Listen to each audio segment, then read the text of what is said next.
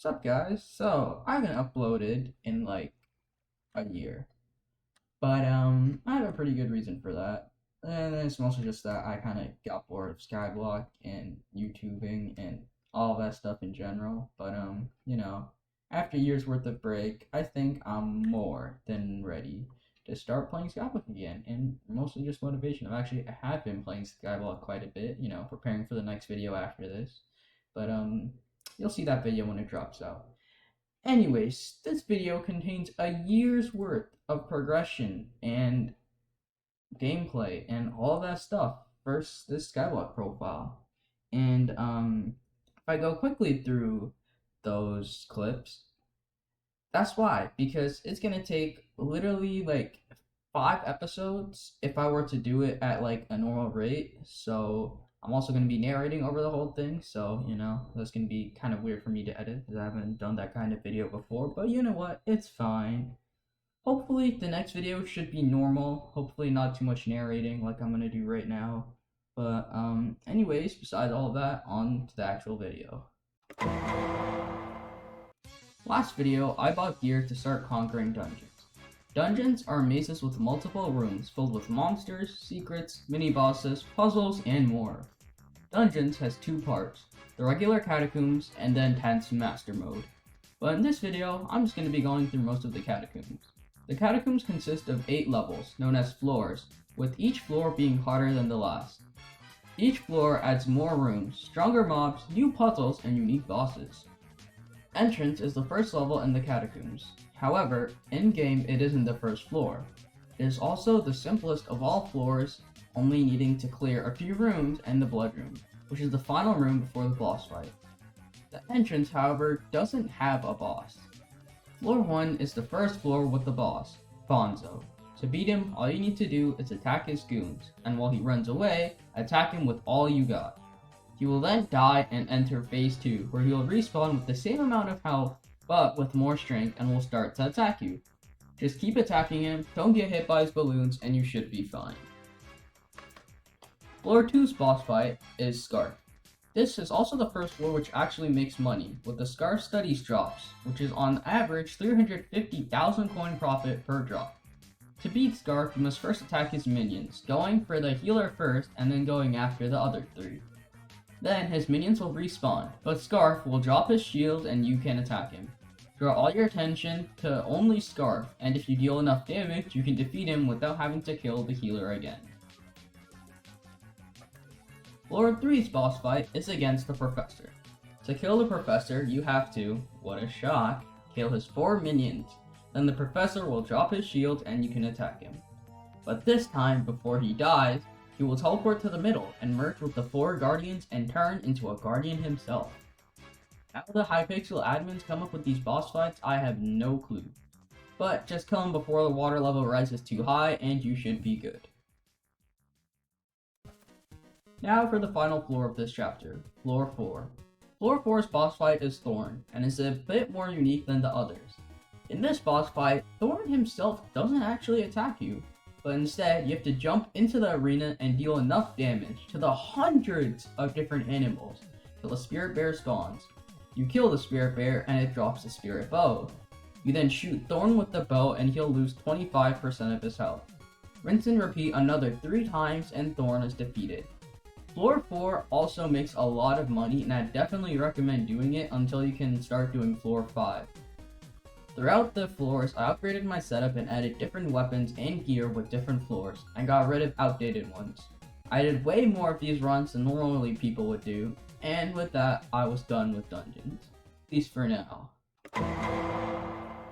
After a lot of dungeons, I decided to take a little break from them. And by that, I mean like about a 2-month break from them. But there is more to Skyblock than just dungeons. The first thing I did was blow up my sugarcane farm. Yes, I know, quite an interesting way to start things, but I wanted to replace it with another crop.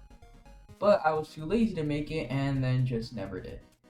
Throughout the 2-month span, I did many small upgrades which don't help me that much, but one by one these upgrades add up.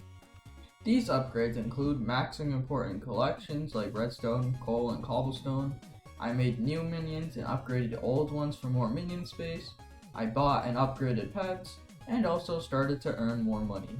And one of the reasons was money to buy superior dragon armor, which is the best damage armor set at the time that I could afford, as I hadn't done floor 5 to use Shadow Assassin.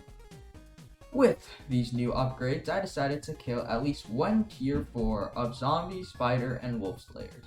I also got to spend 6 and got the Mana Flux Power Orb, which helps regain mana and regenerate health. Next, I started my mining journey by completing a lot of commissions in the Dwarven Mines and getting to Heart of the Mountain 5. Soon after I did that, the Crimson Isle update released, which, yes, I know is more than a year old at this point, but we don't talk about that. Anyways, after that, I went to the Crystal Hollows and did some more mining. Then I took another break from mining and decided to do some Void Glooms. This is important later on. I did a couple tier 1s, but I wanted to beat the tier 2. So I tried again, and again, and again, getting countless upgrades, but none of them actually working. But I wasn't about to give up. I grinded till Enderman Slayer level 3, so I could use the weapon made specifically for Void Glooms, the Void Edge Katana. While it is only the first of 3 levels of the sword, it was much better than the Flower of Truth. I also sold my superior dragon armor and got some more money and bought Frozen Blaze, which is much better than superior dragon armor. After a couple more attempts and some other upgrades, I finally beat a Void Gloom tier 2, and after a long break, it was finally time to re-enter dungeons once again. Now before I actually started floor 5, there were 2 items I wanted to get. The first is a tier 12 perfect chestplate, which is just to make sure I don't die. And the second item is an ice spray wand, which on ability would freeze the target on hit. And after these 2 items, it was time to start floor 5. Floor 5's boss fight is Livid. Livid will spawn replicas of himself, with the only hint differing them is their name and their mask. Each Livid clone will be assigned a color. To find the real Livid without a mod, you have to look up at the color of the roof in the center of the room and kill the Livid with the same color. Every time you kill the wrong Livid, all of the remaining Livids start dealing more damage. The old meta used to be just standing in one place and hitting all the Livids, until you hopefully kill the right one. But because too many people were dying, the meta shifted to only going after the actual Livid. As for me, after I completed 50 runs of floor 5, I decided to switch classes, as the next mage weapon cost 5 times the cost of my current weapon. That's a lot. So I sold my mage armor and made a very powerful 2-2 short bow. After another 50 runs of floor 5, I decided to end it there and sell all of the loot I got. And after I did, I ended up with over 100 million coins. I then proceeded to spend 30 million of those coins on the Shadow Fury, as at the time 1-for-all weapons were the meta, and the Shadow Fury was one of the cheapest weapons that works with 1-for-all. After that, it was another break from dungeons. Before floor 6, I did a lot of random things. I tried different money making methods, but the only really important things that happened were getting Sorrow Armor and a Gemstone Gauntlet for mining, and also getting Enderman tier 5 and beating a Void Gloom tier 3, which I guess was way easier those days, because like, even now I kind of struggle to beat them, but whatever. Anyways, after that, I still didn't start floor 6, because I wanted to get a new weapon, the Axe of the Shredded. This was because playing a Juju Archer long term would make it impossible to find good dungeon parties, because of how many there are. Berserker, however, is often the easiest class for me to get, besides tank and healer, but I ain't choosing those.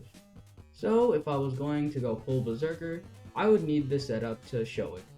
The reason the Axe of the Shredded is such a good Berserker weapon is because of its ability, where you throw the axe dealing 2 times damage on consecutive axe throw, starting at 10% of the base weapon's damage. But if you swap this with the, let's say, Shadow Fury, then you could deal insane damage. So I grinded tier 4 Revenant Horrors until zombie level 7, and then tried my first ever tier 5. I beat it on my first try. So if you ever do try doing those, just make sure not to stay in one place for too long, as the TNT that it throws can deal a lot of damage. But after I did reach zombie level 8, I bought the Axe of the Shredded, and it was finally time for floor 6. Floor 6 boss fight is Sedan. Sedan's boss fight is the first boss fight to have 3 phases. In the first phase, he spawns a massive wave of terracottas. Usually, if you don't have a tank or healer, it is very easy to die in this phase. The phase ends after the bar at the top is depleted. It can be finished quicker if you kill all of the terracottas twice. After that, 4 giants drop from the above and phase 2 begins.